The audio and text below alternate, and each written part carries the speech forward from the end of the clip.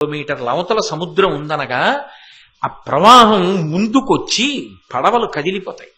అంత చేతులు చాపుతాడు సముద్రుడు. మహోధన్వా దృఢాలింగన వ్యాపార ప్రతిపన్న సౌఖ్యకును ప్రియమార భార్యని భర్త కౌగిలించుకున్నప్పుడు రెండు చేతులు చాపి ఆలింగనం చేసుకున్నట్టు బంగాళాఖాతమనబడేటటువంటి ఆ మహాసముద్రం గోదావరి ప్రవాహం సంగమానికి ఎడుతుంటే ఇలా రెండు చేతులు చాపి ఉత్సాహంగా కౌగిలించుకుంటుంది.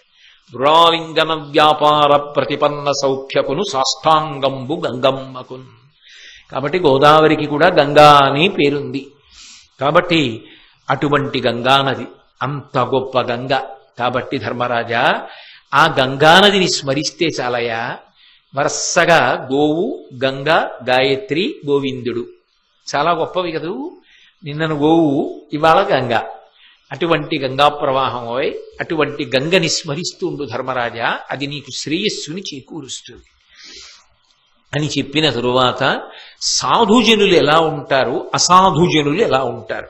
సాధుజనులు అంటే మంచి మార్గంలో ఉండేవాళ్ళు, చెడు మార్గంలో ఎలా ఉంటారు నాకు ఒక్కసారి చెప్పండి తాతగారు అన్నాడు. అబ్బో, ధర్మరాజు గారు ప్రతిరోజు వెళ్ళినప్పుడు, వినడానికి వెళ్ళినప్పుడు ఆయన వినయం ఆశ్చర్యంగా ఉంటుంది. అంపశయ్య మీద కదా ఉన్నాడు. వెళ్ళి తాతా అని పిలిచి తన యొక్క శిరస్సు ఆయన పాదములకు తగిలేటట్టుగా నమస్కారం చేస్తాడు.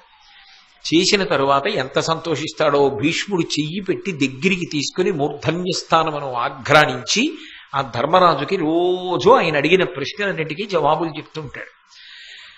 ఏమి శాంతి పర్వం అండి, ఏమి అనుశాసనిక పర్వం, ఏదో నేను రుచి చూపించడానికి అంతే. రెండు మీకు తెలియందా, మీకు అన్నీ తెలుసు, మీరు చదువుకున్నవారు,